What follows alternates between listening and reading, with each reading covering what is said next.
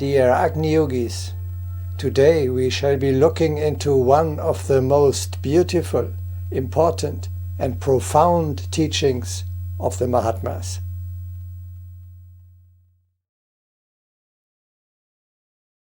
You understand that without the broadening of the heavenly ways, the existence becomes nil.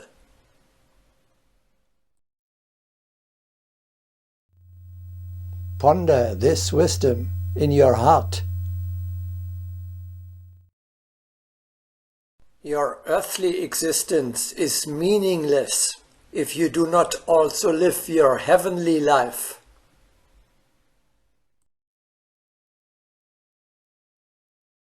That sounds mystical and difficult to understand.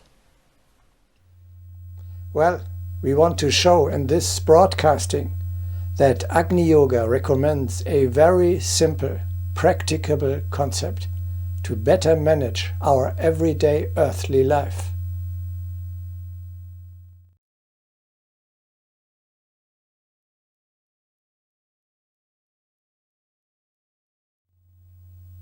If the eternal part of your being, your soul, is your true self, it follows necessarily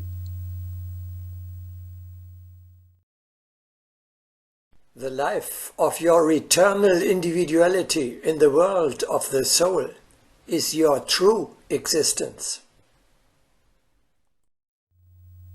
Your higher self, as an invisible, non-material, spiritual being, exists not on the physical plane, the earth, but in the invisible, the higher, the spiritual world. And this not only after death, but already now, during the physical incarnation of your body. This is a fact which is true, independently of whether you believe it or not.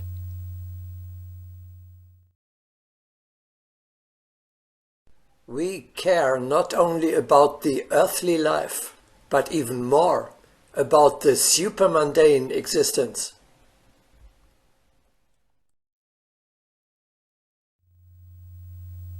Crucial for the quality of your life is not the material, but the spiritual world in which you are living.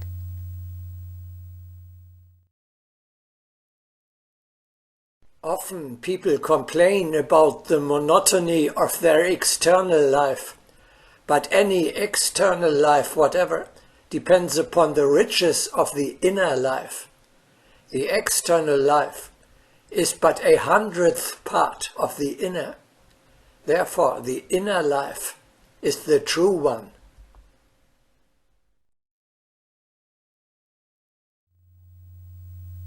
Agni Yoga shows, and this broadcasting will explain, how you can become aware of your soul's participation in the life of the higher world, and how you can be living and working there during the earthly incarnation. Learn to live simultaneously in both the earthly and supermundane worlds.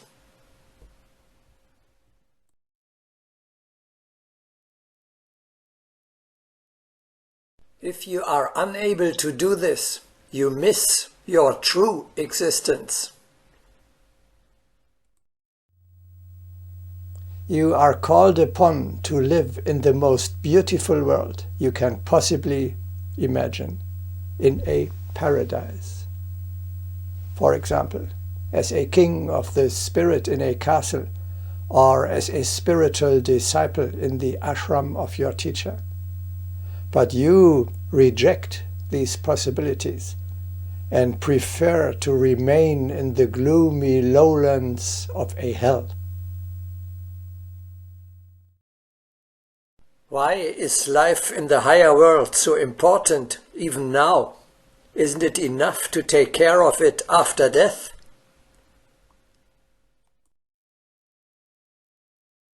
If you do not learn to live in this spiritual world, you allow already now the far greater part of your potential to lie fallow. You do not use the more important part of your being at all. Your eternal individuality remains asleep and unemployed.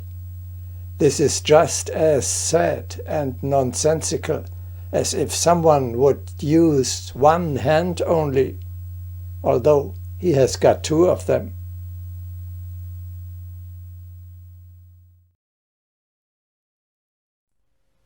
Man has two arms. One serves his labor, the other serves his heart. If one hand is shorter than the other, people call it ugliness. So is it also in heavenly and earthly affairs.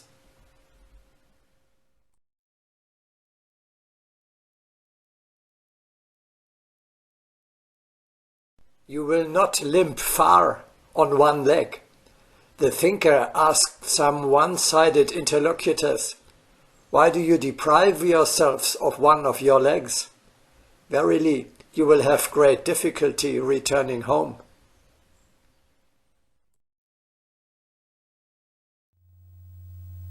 The point is not to withdraw to a meditative life, but to bring heaven and earth, vita activa and vita contemplativa, into a balance.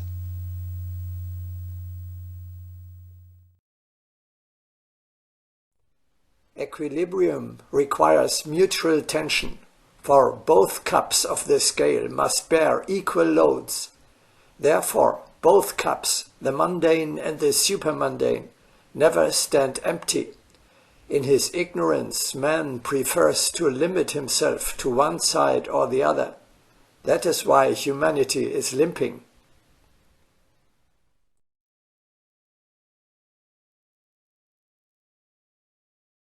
We are called upon to work hard on earth and at the same time to participate in the life of the higher world.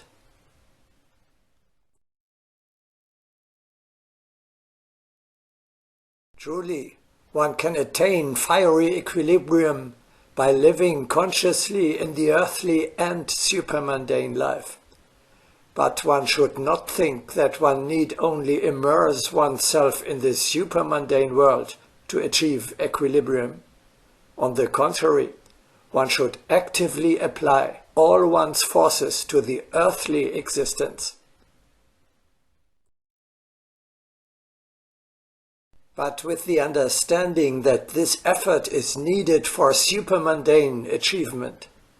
It would seem that this is not difficult to realize, but it is rarely achieved. Too often one tends to live in abstraction or becomes lost in the daily routine.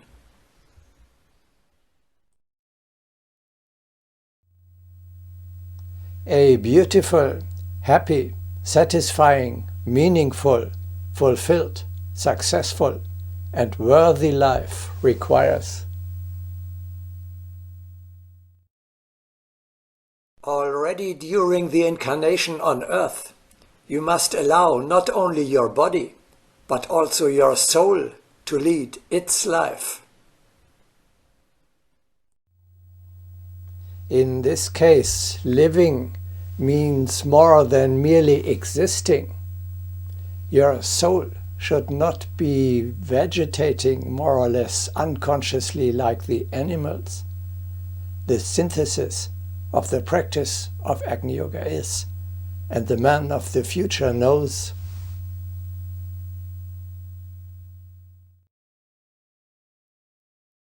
I am a soul.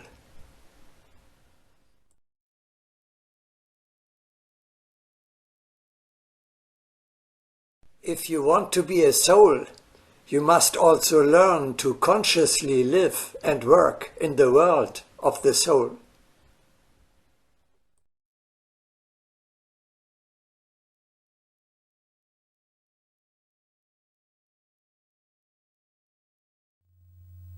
Let us first repeat the necessary basics.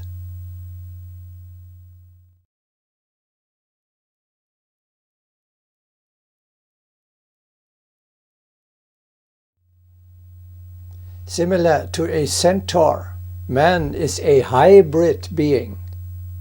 The physical body is low vibrating, of gross matter and visible. The soul, the fiery body, is high vibrating, of subtle matter and invisible. The three bodies of man, physical, subtle and fiery, form in inseparable unity.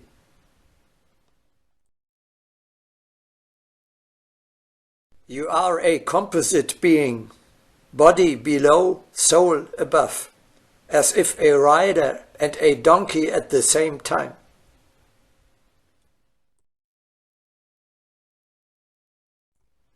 So spirit and matter meet and unite in man, both separate and distinct, yet one entity.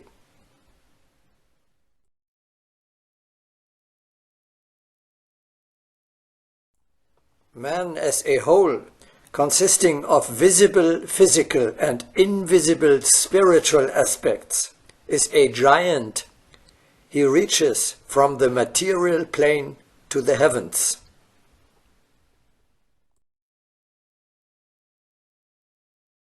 Man's feet are upon earth, and the head is in the fiery world.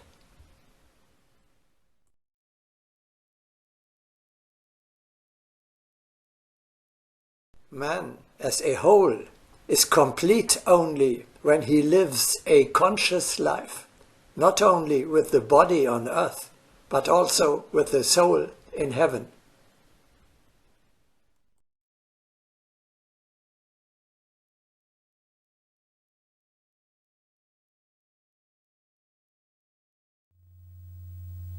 The world does not consist of matter and spirit, but of spirit matter.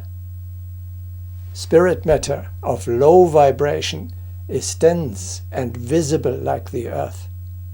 Spirit matter of high vibration is subtle and invisible like heaven. The pyramid of the worlds is visible below, invisible above. You know that there is the subtle superstructure above you. You just don't see it. The three worlds, physical, subtle and fiery, form an inseparable unity. Your body lives on the lowest, the material plane. Your soul, an ethereal being made of waves and vibrations, lives on the upper, subtle level of this overall world, which also consists of waves and vibrations. The world as a whole is only complete when also its peak, heaven, has become real and accessible to you.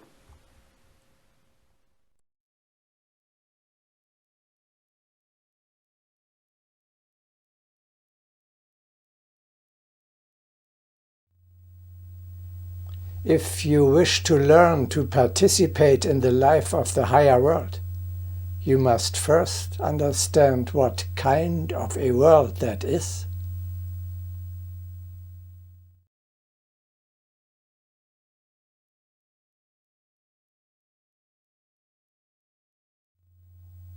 In previous broadcastings, we had chosen various images to illustrate your participation in the life of the higher world.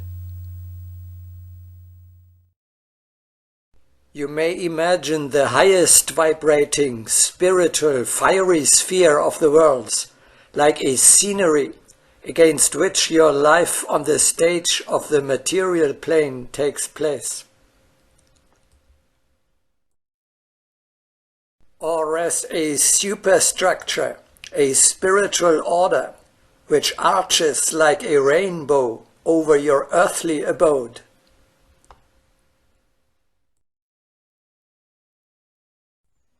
People do not wish to see those manifestations which, like a rainbow, radiate above the abyss of the everyday.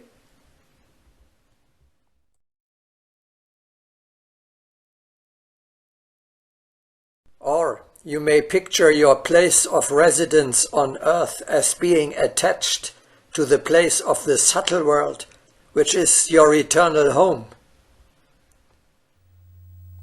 We now propose to refine and deepen these ideas by also using scientific language and introducing two new concepts.